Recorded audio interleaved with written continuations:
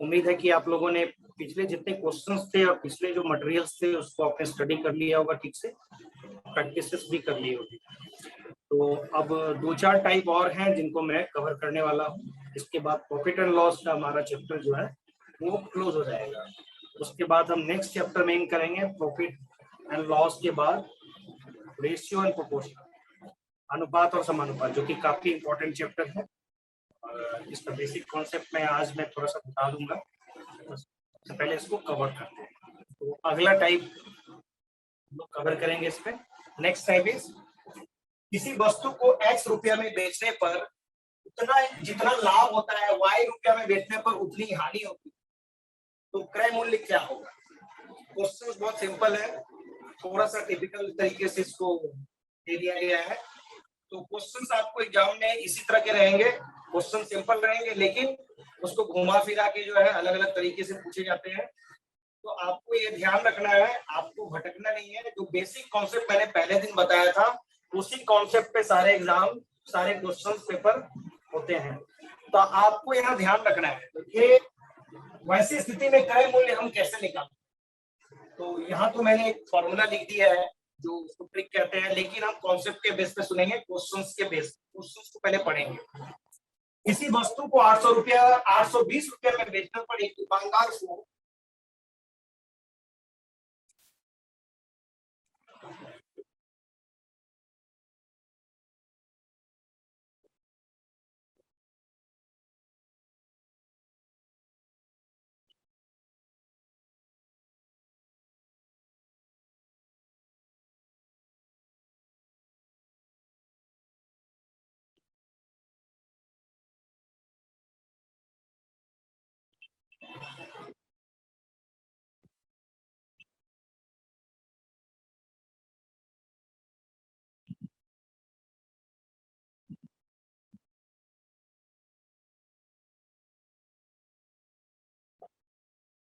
कहा जा रहा है कि किसी वस्तु को 820 रुपया में बेचने पर उतना ही लाभ होता है जितना 650 रुपये में बेचने पर हानि होती है। तो वस्तु का क्रय मूल्य क्या है? सबसे पहले हम लोग देखेंगे क्वेश्चंस में कौन सी इंफॉर्मेशन दी गई है, कौन सी मांगी जा रही है। दी गई इंफॉर्मेशन है 820 रुपया में बेचने पर, पहला ये है। दूसरा फिर 650 रुपया में बेचने पर, यानी विक्रय मूल्य के दो कंडीशन दिए गए, सेलिंग प्राइसेस के दो कंडीशन दिए गए। एक जगह, एक पहली बार 820 रुपये में बेचा जा रहा है, दूसरी बार 650 रुपये में बेचा जा रहा है, लेकिन लाभ हानि का फर्क अलग अलग है। तो जब हम 820 में बेचते हैं तो एक दुकानदार को उतना ही लाभ होता है जितना 650 रुपये में बेचने पर हानि होती है। यानी 650 में बेचने पर हानि हो रही है और 820 में बेचने पे लाभ हो रहा है। इसका मतलब जो कॉस्ट प्राइस है, क्रय मूल्य, वह 650 से ज्यादा होगा, 820 से कम होगा, क्योंकि इस पे बेचने पे लाभ हो रहा है, इस पे हानि हो रही है। हानि तब होती है जब हम क्रय मूल्य से कम दाम पे बेचते हैं, लाभ तब होता है जब हम क्रय मूल्य से ऊंचे दाम पे बेचते हैं। तो इसमें दो कंडीशन दिया गया है। पहला कंडीशन में 820 रुपया में बेच रहे हैं, दूसरे में 650 रुपये में बेच रहे हैं। और कहा साथ में ये जा रहा है कि 650 रुपया में बेचने पर जितनी हानि हो रही है उतना ही लाभ 820 रुपये में बेचने पर हो रहा है। तो ऐसी स्थिति में हम लोग फॉर्मूला पे फिलहाल नहीं जाएंगे। सबसे पहले कैसे बनाएंगे, मान लेंगे कि 650 रुपया में बेचने पर x रुपया की हानि होती है।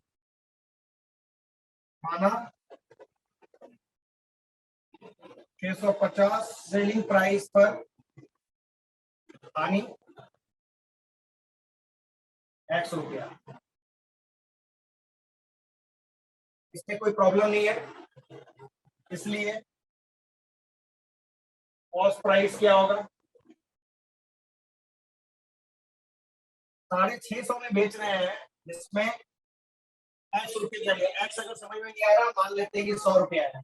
650 में अगर बेच रहे हैं किसी चीज को और उसमें हमें 100 रुपया का लॉस हो रहा है, इसका मतलब उसका कॉस्ट प्राइस कितना था, 100 रुपया प्लस 650, 750। उसी तरह से 650 में बेच रहे हैं, हानि x रुपया का हो रहा है, तो कॉस्ट प्राइस 650 प्लस हानि, हानि होता है, अपना जोड़ देते तो कॉस्ट प्राइस निकल जाता है। ये पहला कंडीशन में कॉस्ट प्राइस इसका निकल गया जब हानि हो रही है। अब कहता 820 पर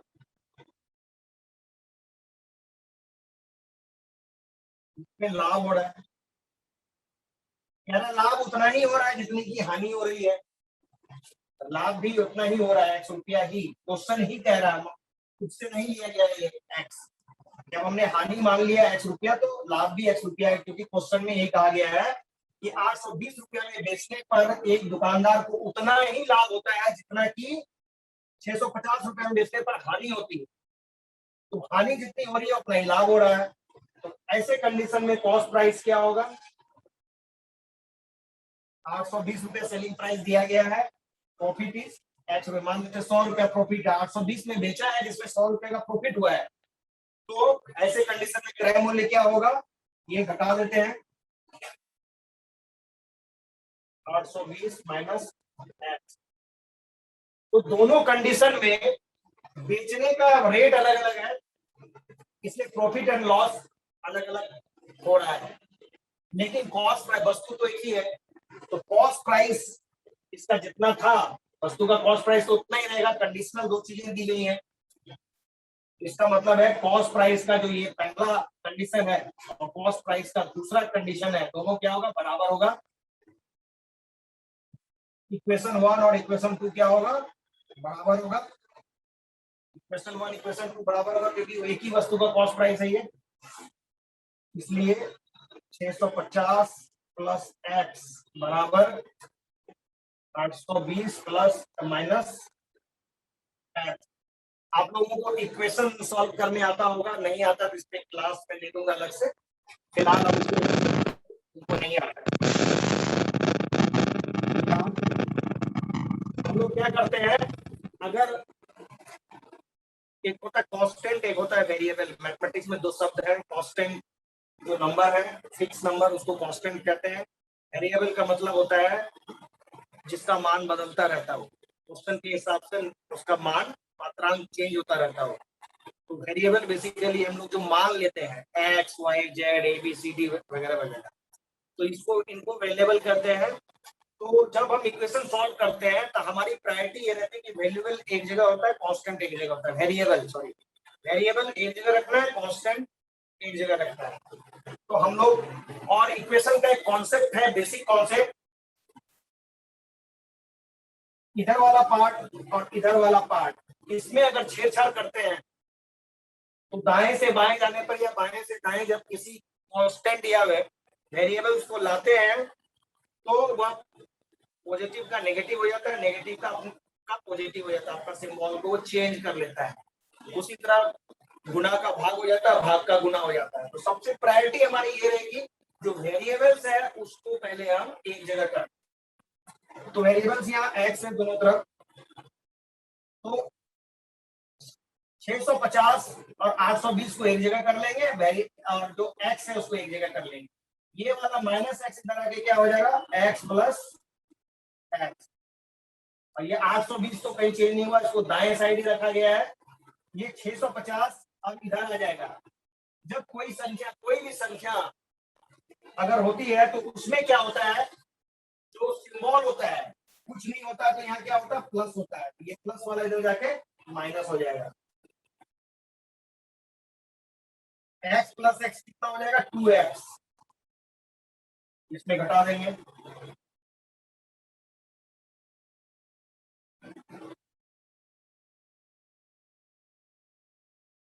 एयरपोर्ट। अब x का वैल्यू निकालना है, ये 2x का मतलब 2 गुना x है, ये गुना उधर जाके भागा हो जाएगा।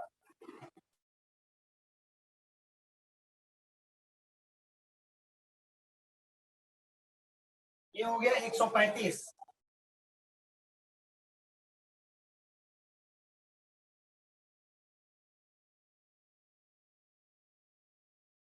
ये निकल गया हमारा x का वैल्यू। 820 में से 650 घट गया, 270 बचे। 170 था ना,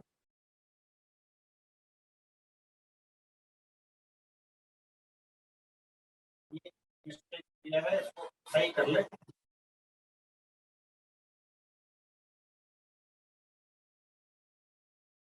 85, एक्स का वैल्यू 85 आया। अब हमें निकालना क्या है, क्रय मूल्य। इन दोनों में से कहीं भी हम लोग एक्स का वैल्यू रख देंगे तो क्रय मूल्य हमारा निकल जाएगा। निकाल लेते हैं, नहीं निकाल लेते। कॉस्ट प्राइस क्या हो जाएगा, दोनों में से कोई वैल्यू ले लेंगे, 650 प्लस एक्स, 650 प्लस 85,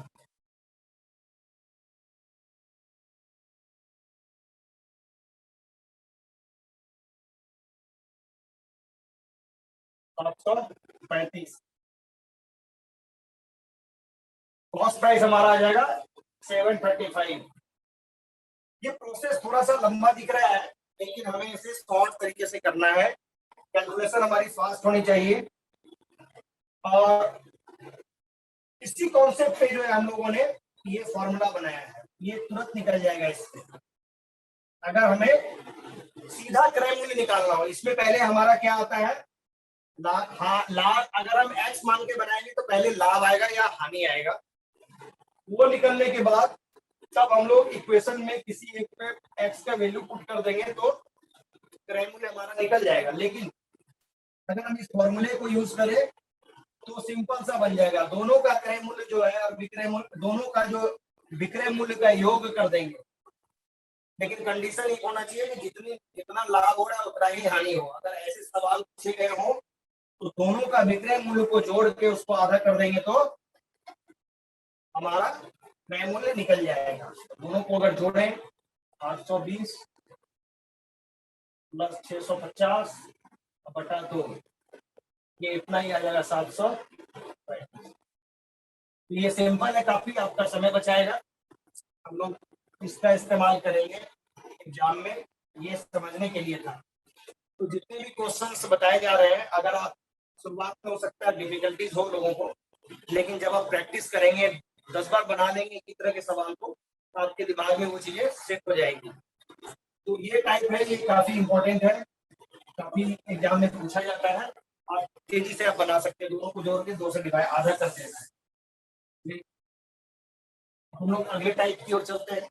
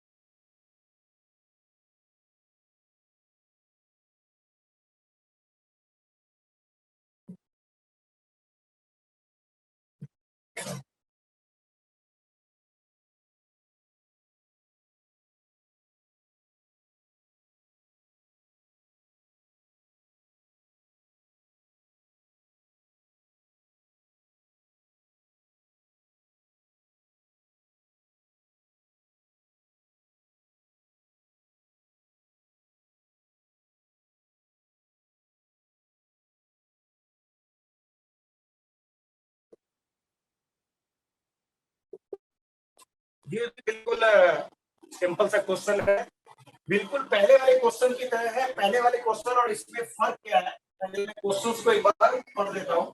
किसी वस्तु को 350 रुपया में बेचने से हुआ लाभ, उस वस्तु को 200 रुपया में बेचने पर हुई हानि का दुगना है, तो क्रय मूल्य निकाले।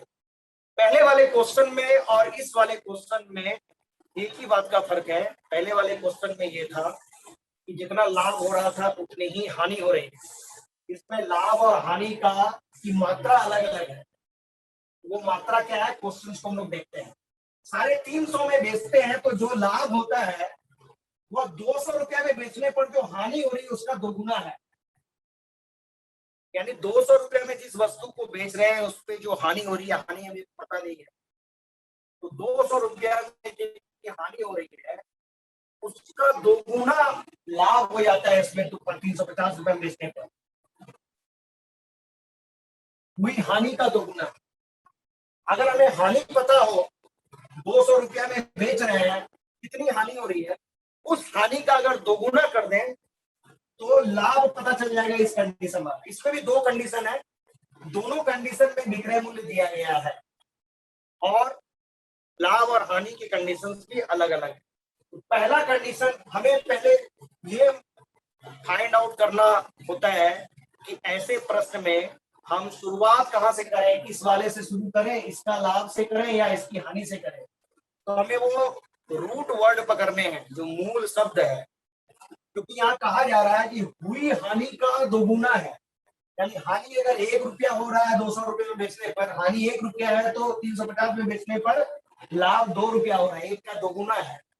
अगर हानि 100 रुपया है तो लाभ हो रहा है 200 रुपया। हानि अगर x रुपया है तो लाभ होगा दोगुना उसका, 2x।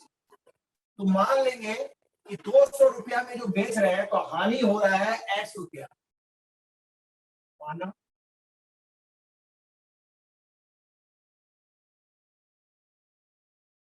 200 रुपया सेलिंग प्राइस पर लॉस हो रहा है x रुपया, तो 350 रुपया सेलिंग प्राइस पर प्रॉफिट दोगुना हो रहा है। इससे मेन चीज यही है, इसको आप समझ गए तो क्वेश्चन सॉल्व हो जाए।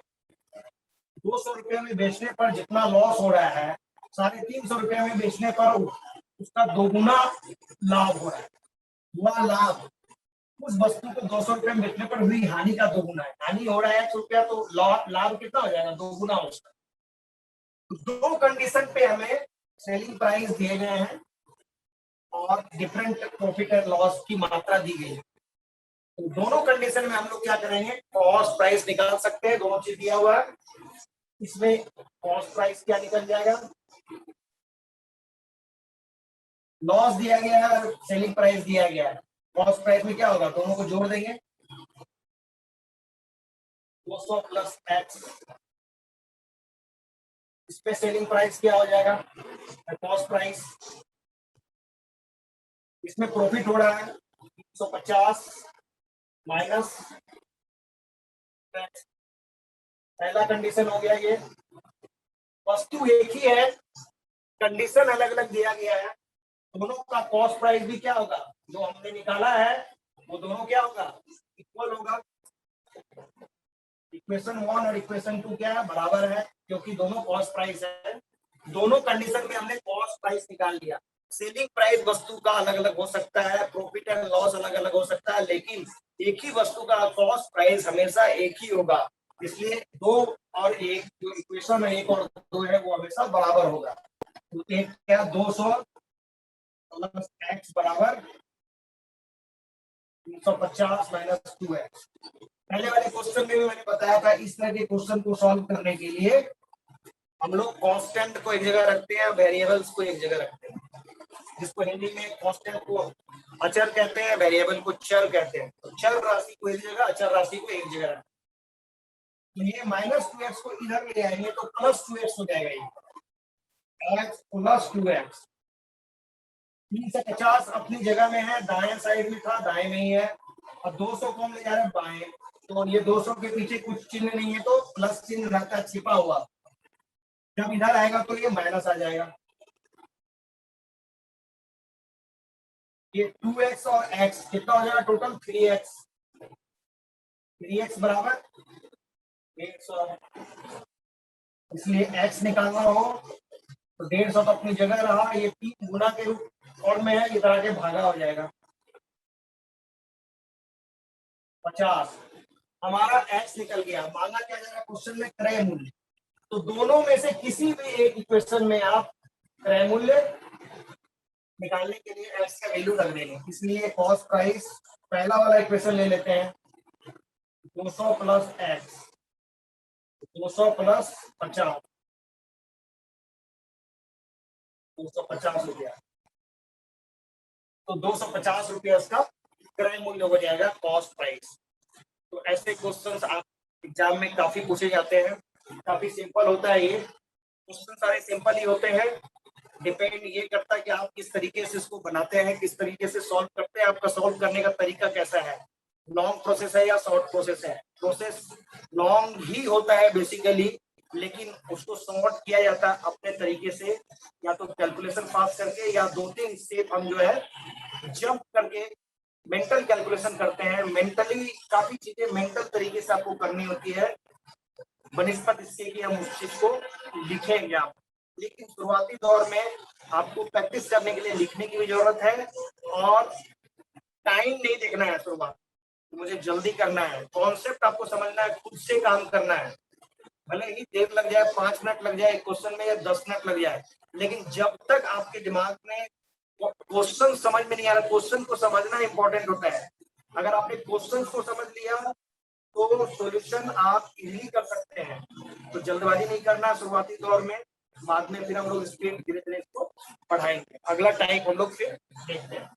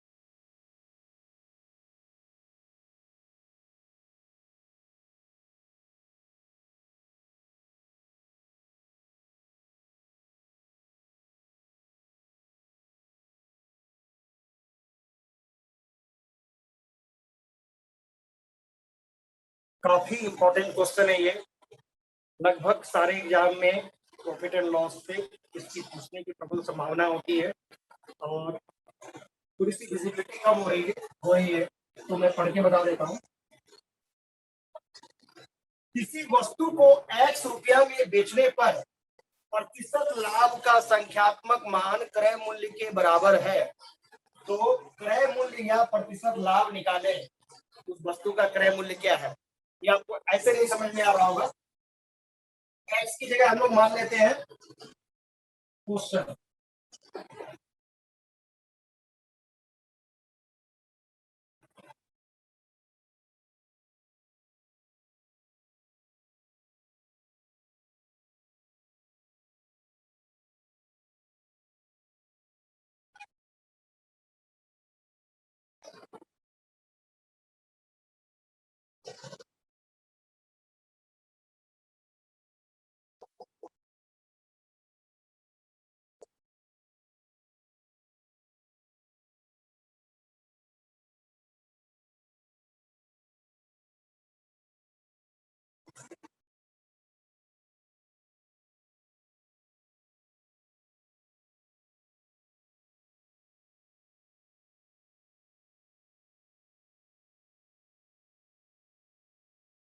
किसी वस्तु को 96 रुपया में बेचने पर प्रतिशत लाभ का संख्यात्मक मान क्रय मूल्य के बराबर है, तो क्रय मूल्य क्या है? थोड़ा सा सोचिए इसको,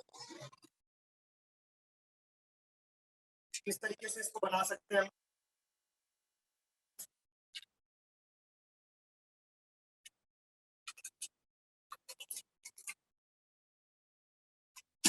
आप लोगों ने बाइनोमियल थ्योरम पढ़ा होगा 9 और 10th में, किस सिलेबस में है ये, काफी लोग भूल चुके होंगे। हम बाइनोमियल थ्योरम का इस्तेमाल भी करेंगे। लोग जब अर्थमेटिक पढ़ते हैं तो उसमें बाइनोमियल थ्योरम को भी पढ़ना होता है हमें, उसको भी अलग से एक चैप्टर में मैं पढ़ाऊंगा। हम उसका इस्तेमाल यहाँ करेंगे, लेकिन अभी वो नौबत नहीं आएगी। हम उसको बहुत ही सिंपल तरीके से पहले ये समझाने का प्रयास करेंगे कि ये जो फॉर्मूला डिराइव हुआ है ये कहाँ से आया।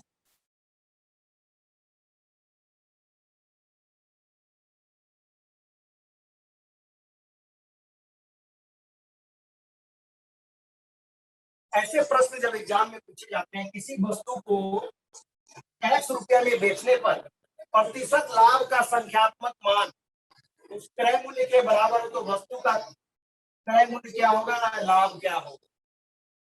बस शब्दों का ही हेरफेर है, ऐसा कुछ है नहीं क्वेश्चन में।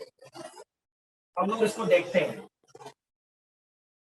किसी वस्तु को 96 रुपया में बेचने पर प्रतिशत लाभ का संख्यात्मक मान, संख्यात्मक मान का मतलब है न्यूमेरिकल वैल्यू, तो शेष वैल्यू है अंक जो दिए गए क्रय मूल्य के बराबर है। इसका मतलब क्रय मूल्य अगर x है तो प्रतिशत लाभ भी कितना है, x% लाभ हो रहा है। क्रय मूल्य अगर x है तो लाभ भी कितना हो रहा है, x%। और ये दे रहा विक्रय मूल्य 96 रुपया में बेचने पर, इसका मतलब 96 रुपया यहाँ विक्रय मूल्य है। लाभ कितना हो रहा है, 96 रुपया में बेचने पर लाभ हो रहा है x%। इसका मतलब वस्तु का जो क्रय मूल्य 96 रुपया से कम होगा, क्योंकि 96 पे शुद्ध प्रॉफिट हो रहा है। तो 96 रुपया ये दिया हुआ सेलिंग प्राइस और ये प्रॉफिट दिया हुआ है। तो कॉस्ट प्राइस हम निकाल सकते हैं ना,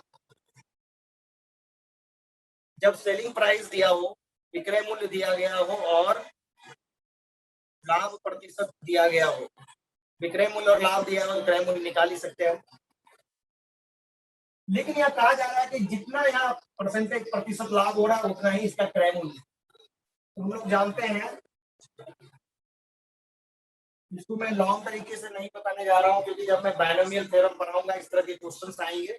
फिर भी कॉन्सेप्ट को समझने के लिए जरूरी है ये, इसलिए मैं इसको भी शॉर्ट तरीके से समझा देता हूँ। एक इक्वेशन बना दूंगा जिसका फाइनल सॉल्यूशन जो आएगा यही आएगा, ये ध्यान रखना है। तो क्रय मूल्य बराबर क्या होगा,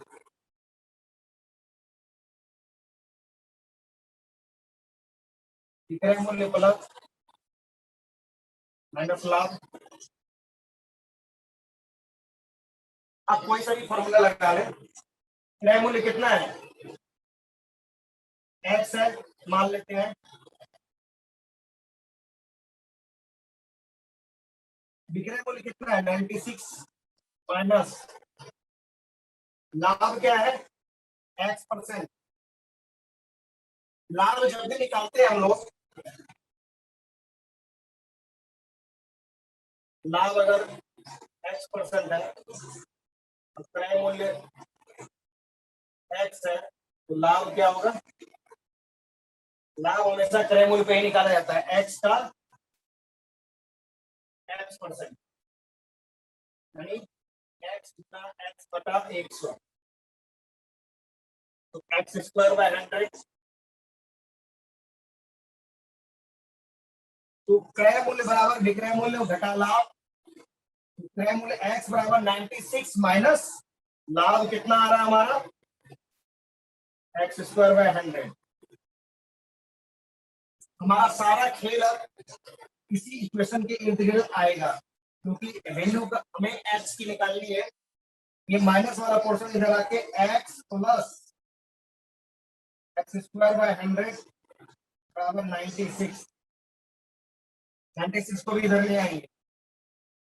x plus X square by 100 minus 96 equal to 0। जब ले आएगा कुछ नहीं बचेगा, यही इक्वेशन है। इसको अगर हम सॉल्व करेंगे तो फाइनली आ जाएगा x बराबर, x का वैल्यू आ जाएगा 10 इंटू एक्स प्लस 25 माइनस 50। ये कैसे सॉल्व होता है बायनोमियल थ्योरम जिनको आता होगा वो कर सकते हैं, नहीं आता है मैं किसी क्लास में इसको बताऊंगा बायनोमियल थ्योरम होता क्या, काफी सिंपल है। तो इसमें x की वैल्यू अगर हम रख दें तो हमारा क्वेश्चन सॉल्व हो जाएगा। तो 10 अभी सॉल्व कर रहे हैं, 10 x रुपए में बेचने पर 96 प्लस 25 माइनस 50, 96 25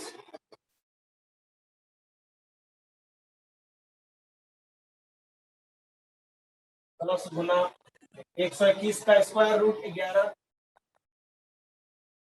110 माइनस 50 60। यानी इस कंडीशन में 60 रुपए का लाभ हो रहा है, क्रय मूल्य के बराबर है। 60 रुपया क्रय मूल्य और 60% लाभ भी हो रहा है। तो 60 रुपया क्रय मूल्य, 60% लाभ हो रहा है तो 96 रुपये में बिकेगा, क्योंकि लाभ 36 रुपया हो जाएगा। तो ये वाला फॉर्मूला आपको याद रखना है, समय बचाने के लिए याद रखना ही होगा, क्योंकि आप जब बायनोमियल थ्योरम यूज करेंगे उसमें टाइम लग जाएगा। कई बार फैक्टर आप अच्छे से निकाल नहीं पाते हैं, उसके लिए फिर एक स्क्वायर रूट की हेल्प ली जाती है। हम लोग आगे पढ़ेंगे इस चीज को। ये बहुत ही मोस्ट इम्पोर्टेंट टाइप है, काफी सारे एग्जाम में अब तक पूछा जा चुका है और आगे भी पूछा जाएगा। कि बस आसानी के लिए इस लैंग्वेज का इस्तेमाल कर दिया गया, प्रोसेस यही है। आप सिंपल ये फॉर्मूला याद रखेंगे ऐसे कंडीशन में। कई कई जगह हमें याद रखने का भी काम करना है, ठीक है। तो बेसिकली प्रॉफिट एंड लॉस में अब जो क्वेश्चंस थे हमारे ऑलमोस्ट कवर हो चुके हैं। अब जो भी क्वेश्चंस आएंगे वो मिसलेनियस टाइप के रहेंगे, यानी पहले जो टाइप पढ़ा दिए गए हैं उसी को मिला जुला के एक नए तरीके से, अलग अलग तरीके से घुमा फिरा के क्वेश्चन आपसे पूछे जाएंगे। Percentage and profit and loss के जितने भी पेपर्स मैंने आपको दिए, स्टडी मटेरियल हो या क्वेश्चन पेपर हो, वो आपने अगर उनको बना लिया है, जिन लोगों ने नहीं प्रैक्टिस करी है उसे प्रैक्टिस कर लेंगे आप, क्योंकि ये सबसे लंबे चैप्टर होते हैं और सबसे इम्पोर्टेंट है, क्योंकि इस सेक्शन से क्वेश्चंस पूछे ही पूछे जाते हैं, चाहे प्रीलिम्स का क्वेश्चन हो या मेंस का क्वेश्चन हो। प्रॉफिट एंड लॉस और परसेंटेज ये दो अहम चैप्टर है जिसमें सबसे ज्यादा आपको मेहनत करनी है, क्योंकि कॉन्सेप्ट आपका किसी चैप्टर में है। बाकी चैप्टर जो है अब आएगा, प्रॉफिट एंड लॉस के बाद आ जाएगा आपका रेशियो एंड प्रोपोर्शन। तो रेशियो एंड प्रोपोर्शन जब आप पढ़ेंगे, और मिक्सचर और रेशियो प्रोपोर्शन दोनों अलग अलग चैप्टर बांट दिया गया है, लेकिन कॉन्सेप्ट दोनों का सेम है। तो सबसे पहली प्रायोरिटी ये है कि आप percentage and profit and loss के जितने भी क्वेश्चंस हैं, चाहे किसी भी एग्जाम में पूछे गए, आप उसको सॉल्व करेंगे अपने तरीके से, टेक्निकल तरीके से या फिर लंबे तरीके से, जैसे भी हो। एक भी ऐसे क्वेश्चंस आपको समझ में नहीं आए तो आप मुझे व्हाट्सएप कर सकते हैं, मैसेज कर सकते हैं, इस क्वेश्चन में प्रॉब्लम है। कॉन्सेप्ट इन दो चैप्टर का अगर आपका क्लियर हो गया तो मैथमेटिक्स में आपको स्कोर करने से कोई नहीं रोक सकता है। बाकी चैप्टर बस काफी सिंपल है, उसमें सर्टेन कुछ फॉर्मूलाज हैं, बाकी चीजें नहीं है, कॉन्सेप्ट आपका यही आएगा। हाँ, यही चैप्टर बच जाएगा आपका नंबर सिस्टम, वो मैं सबसे अंत में कवर करूंगा, क्योंकि नंबर सिस्टम आप तभी सॉल्व कर पाएंगे जब आप सारे के सारे चैप्टर आपने कवर कर लिए हो, सारे के सारे चैप्टर में आपने प्रैक्टिस कर ली हो, मास्टरी कर ली हो। तो नंबर सिस्टम कहने को छोटा लगता है, उसमें वैरायटी ऑफ क्वेश्चंस होते हैं, उसमें सारे चैप्टर मिक्स किए गए होते हैं, इसलिए मैंने पहले नंबर सिस्टम नहीं पढ़ाया। इन सबको पढ़ाने के बाद मैं स्टार्ट करूंगा। अब मैं आता हूँ रेशियो एंड प्रोपोर्शन। जिस प्रकार हमने परसेंटेज पढ़ा था, परसेंटेज बेसिकली क्या होता है, हम लोग एक तुलनात्मक अध्ययन करते हैं। जैसे अलग अलग तरीके से पहले क्या होता था, अलग अलग तरीके से लोग तुलना करते थे, सबके अपने तरीके होते हैं। यहाँ तक कि मेजरमेंट का तरीका भी सबका अपना अपना हुआ करता था। कोई लोग वाटर सिस्टम का यूज करते थे, कोई इस तरह का यूज करते थे। तो बाद में क्या किया गया, जब व्यापार विकसित हुआ, वाणिज्य व्यापार एक शहर से दूसरे शहर की ओर गया और पूरे वर्ल्ड लेवल पे जब बिजनेस फैलने लगा इस देश से दूसरे देश पे, तो वैसे समय में क्या हुआ, अलग अलग अध्ययन किए गए और उनके आधार पर निष्कर्ष निकाला गया कि हम लोग जो है कुछ ऐसा फॉर्मूला इजाद करें, कुछ ऐसा सिस्टम इजाद करें कि किसी अदर राज्य के या अलग देश के लोगों को भी वो चीजें समझ में आए। अपने अपने तरीके से करेंगे तो फिर चीजें गड़बड़ होंगी। इवन एक मोहल्ले में नहीं समझ में आएगा। अगर हमारा अपना फॉर्मूला है, पड़ोसी का अलग फॉर्मूला है, तो उनको दूर करने के लिए उन्होंने सबसे पहले मीट्रिक सिस्टम स्टार्ट किया। मतलब मेजरमेंट का सिस्टम क्या होगा, केजी हुआ, ग्राम हुआ, उसके बाद फिर मीटर, किलोमीटर, जो आप लोग जानते हैं वो उसको मीट्रिक सिस्टम कहते हैं। उसके बाद कैलकुलेशन के बहुत सारे तरीके इजाद किए गए जो यूनिवर्सल लेवल पे लागू किए गए। तब चाहे कोई सा भी कंट्री हो, कॉन्सेप्ट इस तरीके से हम लोग या कैलकुलेशन उसमें एक परसेंटेज आता है। परसेंटेज एक तुलनात्मक अध्ययन होता है जिसके आधार में हम लोग 100 रखते हैं। जैसे आज की तारीख में कोई भी तुलना करनी हो तो हम लोग परसेंटेज का इस्तेमाल करते हैं। पिछले साल कितने परसेंट मार्क्स किसको आए, किस साल कितना परसेंट आया। परसेंट का मतलब है एक बेसिक फिगर कहीं ना कहीं उसके पीछे छिपा हुआ है। उसी तरह रेशियो में भी यही होता है। जब तो समान राशियों के बीच, समान राशि का मतलब है तो आम है तो आम, लीची है तो लीची। ऐसा ना कि आम का लीची के साथ कंपेयर कर देंगे, क्योंकि दोनों के गुण अलग हैं, क्वालिटीज अलग है, सारी चीजें अलग है। उसी तरह संख्याओं में भी अलग अलग चीजें हैं, अलग अलग मात्राएं हैं, अलग अलग यूनिट्स हैं। मीटर है और सेंटीमीटर है, केजी है और ग्राम है। तो दो समान राशियों के बीच तुलना जब भी की जाती है, समान राशि के बीच की जाती है। दो समान राशि के बीच अगर तुलनात्मक अध्ययन करने की आवश्यकता होती है तो हम किसका इस्तेमाल करते हैं, तो रेशियो का इस्तेमाल करते हैं। जब हम रेशियो जान जाएंगे तो प्रोपोर्शन उसी का एक पार्ट है, दोनों अलग अलग चीजें नहीं है। तो रेशियो में होता क्या है, बेसिकली हम लोग तो समान राशि की तुलना करते हैं। जैसे मेरी एज की तुलना करनी किसी और आदमी के एज के साथ, तो एज की तुलना एज के साथ होगी। ऐसा नहीं कि एज की तुलना लंबाई के साथ हो जाएगी, मेरी हाइट के साथ। तो जब दो समान राशि की तुलना की जाती है और ये बताना हो कि कौन किससे कितना गुना कम है या ज्यादा है, तो हम लोग अनुपात का इस्तेमाल करते हैं। हिंदी में इसको कहते हैं अनुपात।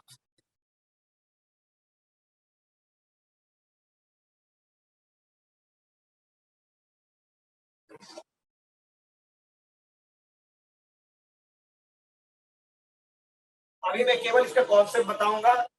नेक्स्ट चैप्टर, नेक्स्ट क्लास में इस पूरे चैप्टर को कवर करूंगा। बहुत ही मजेदार चैप्टर है ये, आप लोग मिस नहीं करेंगे। इसमें आप उंगली पे कर लेंगे क्वेश्चन को सॉल्व। कुछ कुछ क्वेश्चन होंगे तो थोड़ा डिफिकल्ट होगा, लेकिन बाकी सारे क्वेश्चन आप मुझवानी कर लेंगे अगर आपने परसेंटेज पढ़ाया है। तो अनुपात समानुपात, जैसे मान लेते हैं दो समान राशि, सबसे पहले राशि समान रखना है। जैसे राम की आय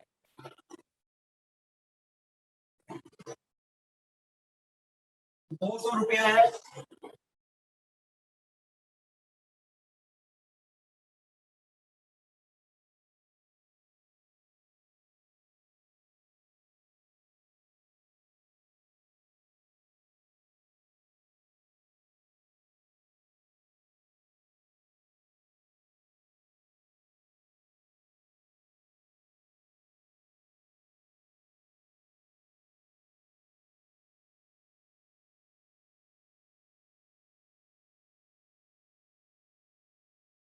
हम लोग दो एग्जाम्पल देखते हैं।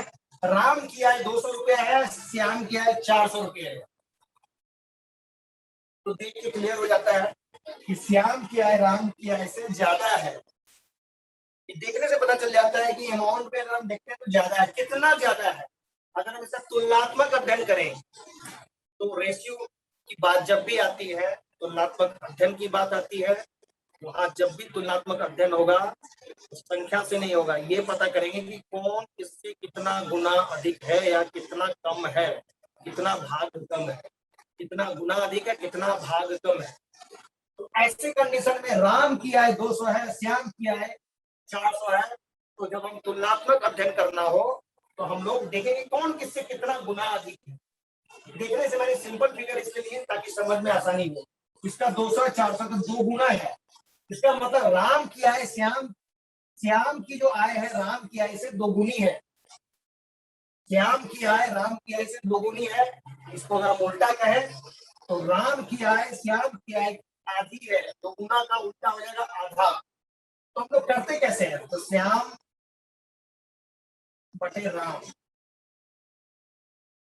श्याम है 400, राम है 200, कट कटा के आ जाएगा 2।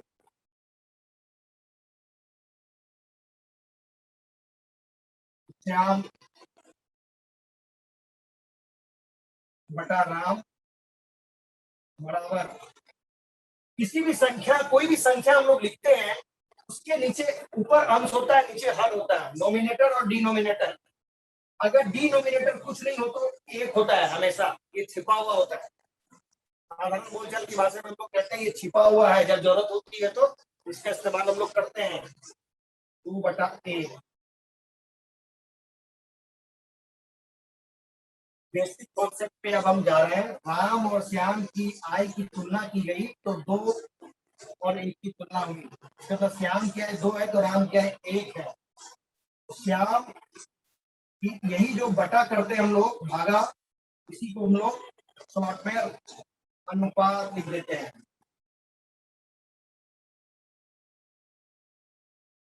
राम और श्याम और राम की आय में अनुपात 2:1 का है। उसी तरह इसमें देख लेंगे, इसको हम लोग समझने के लिए ए बी सी डी भी कर सकते हैं। ए बी सी और डी, ये ए ये बी इज टू ए हो गया।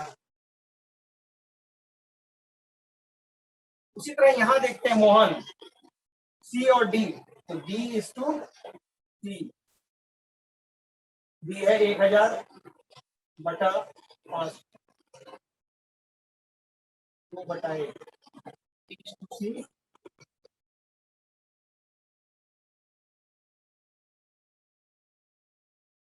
अगर हम देखें दोनों में फर्क क्या है, राम और Shyam B is to A 2:1, B is to C 2:1। आनुपातिक रूप से बी और ए का अनुपात, सी और डी और सी का अनुपात एक ही है। अनुपातिक दृष्टिकोण से चारों लोगों की अगर हम लोग तुलना करते हैं, पहले 2-2 लोगों की तुलना करते हैं हम लोग, क्योंकि जब भागा करना हो, भाग करना होता तो एक संख्या को एक से ही भाग करते, एक साथ 2 संख्या से नहीं कर सकते हम। तो 2 लोगों के बीच की तुलना कर दी हमने, इधर भी और इधर भी। तुलना करने के बाद यह पता चलता है कि दोनों का मान जो है, तुलनात्मक वैल्यू जो है, रेशियो जो है सेम आ रहा है। इसका मतलब है बी इज टू ए और डी इज टू सी क्या है, बराबर है। इस तरह से हम अलग अलग राशियों की तुलना हम लोग करते हैं। इसको हम लोग कर सकते हैं ना, 1 = 2, B is to A to D is to C, B बटा ए बटा सी। हम लोग अनुपात का मोटा मोटी जो है कॉन्सेप्ट यही है, 2 राशियों की भी तुलना करना तो भागा कर देना है। आय हो, उम्र हो, लंबाई हो, जनसंख्या हो, कोई भी चीज हो, अगर अनुपात निकालना है 2 राशियों के बीच तो हम लोग एक को दूसरे से डिवाइड कर देते हैं। डिवाइड करने के बाद जो सिंपलेस्ट फॉर्म में आता है, कटने के बाद, ये भिन्न में आ गया, इसको कटने के बाद जो आएगा, जो भी वैल्यू आएगा वो आपका अनुपात में कही जाएगी। इससे हम लोग तुलनात्मक अध्ययन निकालते हैं। तो आप लोग अनुपात समानुपात का जो चैप्टर है आप लोग खुद से पहले करेंगे। मैं आज मटेरियल शेयर करूंगा, आप पहले उसको स्टडी करेंगे, सॉल्यूशन रहेगा उसमें, ताकि क्लासेस में आपको प्रॉब्लम नहीं आए। उसमें कुछ डिफिनेशंस हैं बेसिक, और क्वेश्चन जो अलग अलग टाइप के पूछे गए हैं एग्जाम में, और जो टाइप होते हैं रेशियो एंड प्रोपोर्शन में, वो सारे दिए गए हैं। इनको करने के बाद तब के क्वेश्चन में आपको इसमें 2 क्लास लग जाएंगे आपको, क्योंकि लंबा क्लास है, लेकिन ये काम का क्लास है, क्योंकि मिक्सचर भी आप इसी के साथ हम लोग कवर अप करेंगे। अनुपात समानुपात और मिक्सचर, ये होने के बाद जब आप लोग टाइम एंड डिस्टेंस में आएंगे, कार्य और समय, time and distance, pipe and cistern, नल और नाली जो होता है, नल और पाइप वगैरह, ये सारे के सारे अनुपात समानुपात के बेस पे ही है।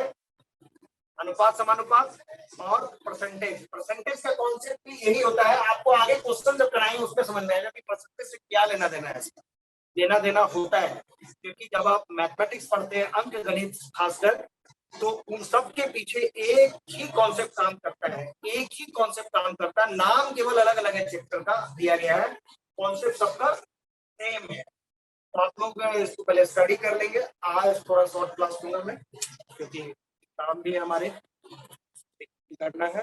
तब तक के लिए आप लोग